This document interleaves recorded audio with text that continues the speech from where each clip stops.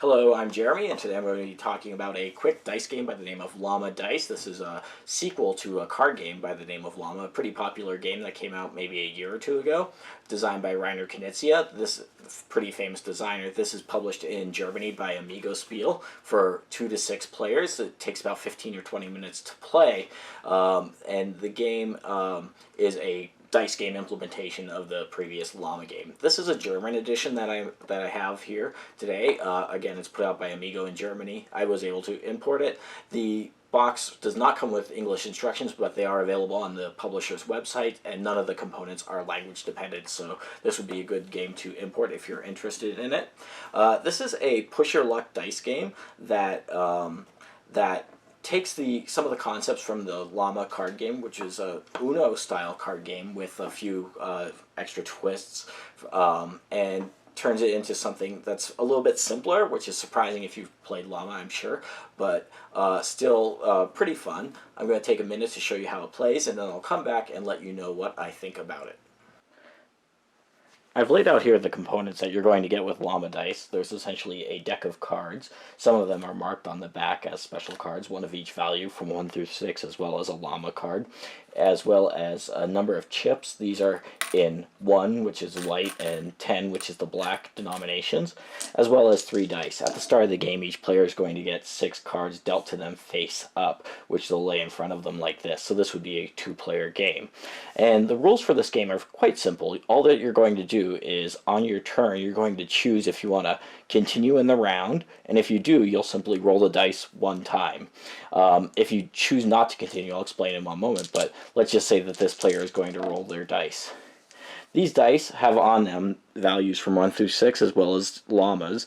Each die has on it 2 llamas, and the values from 1 through 6 are spread out across the dice so that each number appears on 2 of the dice. So essentially there's 2 sides spread across these 3 dice with a 1 on them, as well as 2 llamas per dice.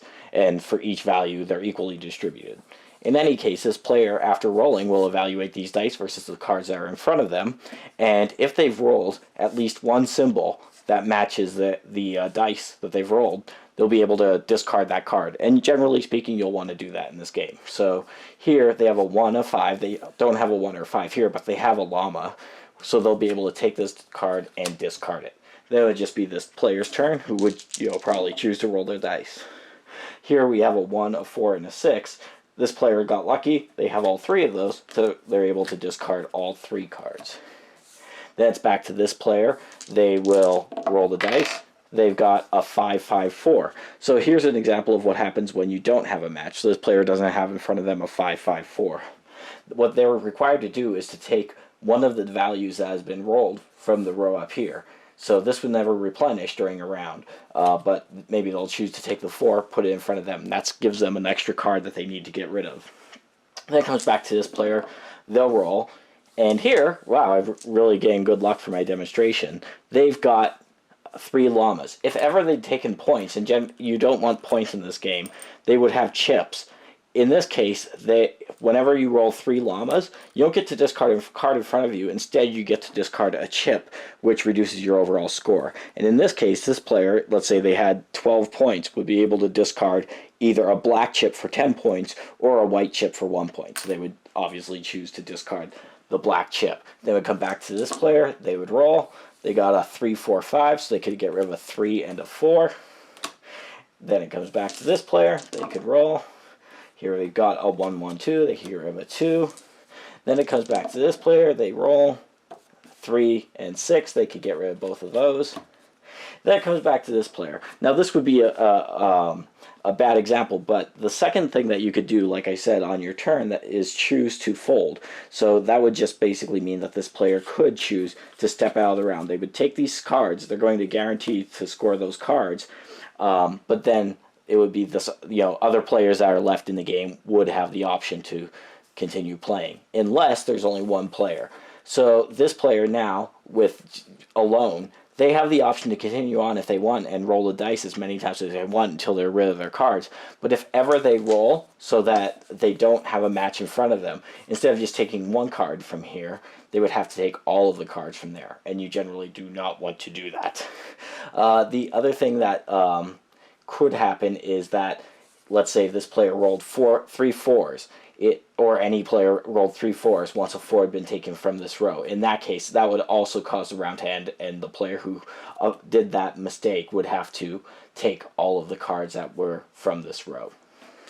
So the way that cards are going to score at the end of the round is simply you're going to score each value of card that you have in your hand. So if this player had these cards, they would have 11 points. And again, you don't want points.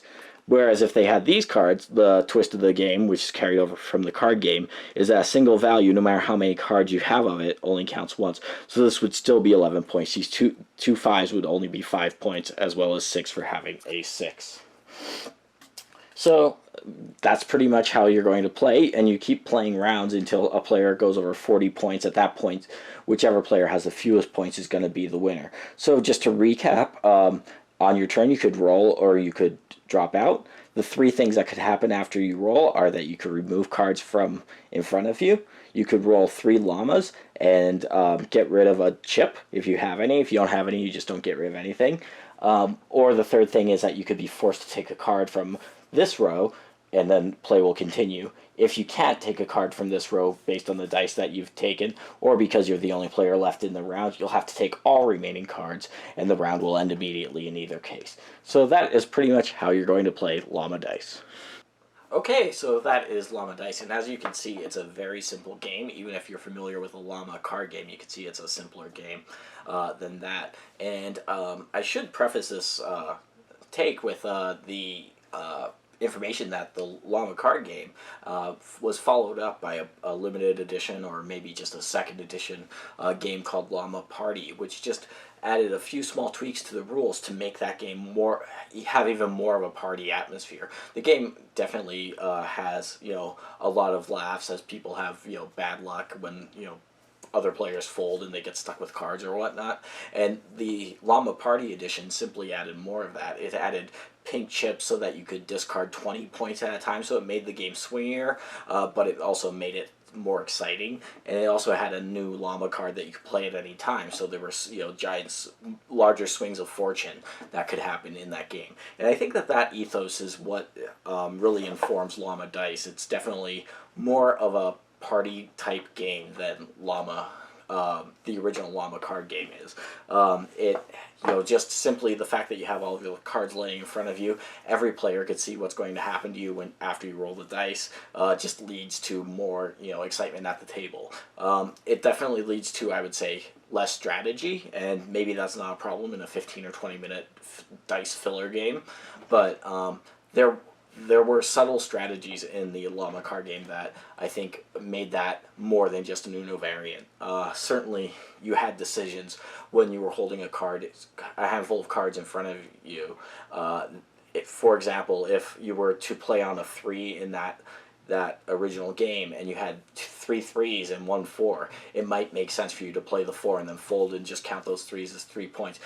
This game, where all the cards are in front of you and you simply roll the dice one time and take what you get, you don't have that kind of decision making. So it is much more a game almost that plays itself. There are small strategic considerations, I would say, that you can make based on the amount of time that you expect the round to have. You might choose to take the LAMA because it appears on more of the dice faces than any single number does, even though it's more points if you get stuck with it at the end of the round. This, to sell this as a strategy game, would be a real disservice. It's not that at all. It definitely distills LAMA down into more of like I said, a raucous party atmosphere. And I think that's okay for that, but at the same time, I probably, personally speaking, would rather just play the LAMA card game, which I think really hit its mark in a way that this feels a little bit too light for even my taste, and I tend to like light fillers a lot. And there are other dice fillers that I might choose to play, some of them by the same designer, like Picomino is one of my favorite dice fillers, but that has just the tiniest level of decision making that combines with the push your luck in a way that really doesn't here. This is, I think, a decent game, and the box says ages 8 and up, but you could definitely play it with younger children. And I think that they would get a real kick out of it.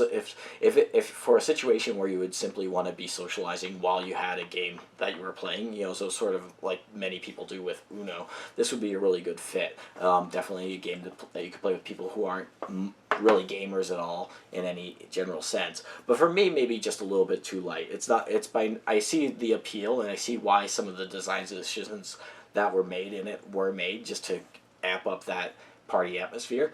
But for me, I probably would opt to play the Llama card game, which is actually more readily available in the U.S. And maybe if you wanted to split the difference, the Llama Party Edition, maybe a slightly less strategic version of Llama, but one that does have more of that party atmosphere would be the way to go. So those are my thoughts on Llama Dice, and thank you for watching.